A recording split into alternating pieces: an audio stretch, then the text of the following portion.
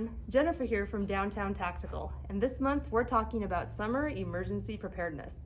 We'll be discussing 4 types of injuries that occur during the summer and giving you some simple steps that you can take to help those around you who have been affected. This week we're talking about dehydration. Did you know that dehydration is a frequent cause of hospitalization? In fact, it's estimated that 75% of Americans are chronically dehydrated.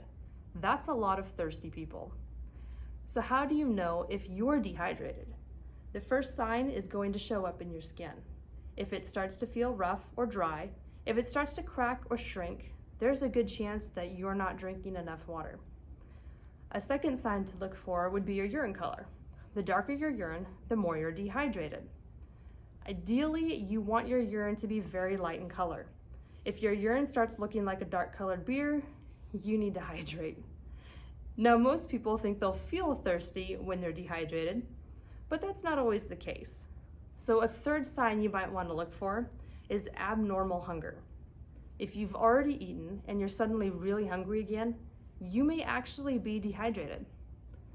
Of course, feeling thirsty is always a symptom of dehydration, but by the time you feel thirsty, you're already down 1 to 2% of your body's total water content. If you're experiencing mood swings, cognitive impairment, or you seem agitated or forgetful, you may actually be dehydrated. Other signs of severe dehydration include lightheadedness, headaches, nausea, constipation, and cotton mouth or sudden dry mouth. It's important to catch these symptoms early before they lead to further health complications, since dehydration can lead to more serious heat-related injuries, such as heat stroke or heat exhaustion. A typical warning sign of these heat-related injuries is that a person will stop sweating, no matter how much water they drink. But if someone around you starts to hallucinate or begins to have seizures, move them into a cool location and call 911. So how can you make sure you're staying hydrated, especially when we're entering August, the hottest month of the year? Number 1, drink water.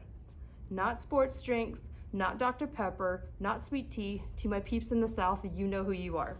Water. Your body is composed of 60% water. Your brain itself is over 70% water. Your body needs water to survive. So carry a water bottle with you to work, on your workouts, or grab a Camelback if you're in an outdoor work environment. Make sure that you take water with you wherever you go. Number 2, take breaks in the shade. Frequent breaks. Since sweat is your body's way of trying to cool itself down, the more you sweat, the more water you lose. So taking frequent breaks in the shade will help you to cool down without your body having to produce more sweat than is necessary. Number 3, eat water-rich fruits and vegetables. Foods you'll want to look for include cantaloupe, pineapple, tomatoes, cucumbers, watermelon, and leafy greens. Not only will these help to replenish some of the water you lost when you sweat, they're also nutritious. Remember, you are your own first responder because you are 100% present for all of your first aid emergencies.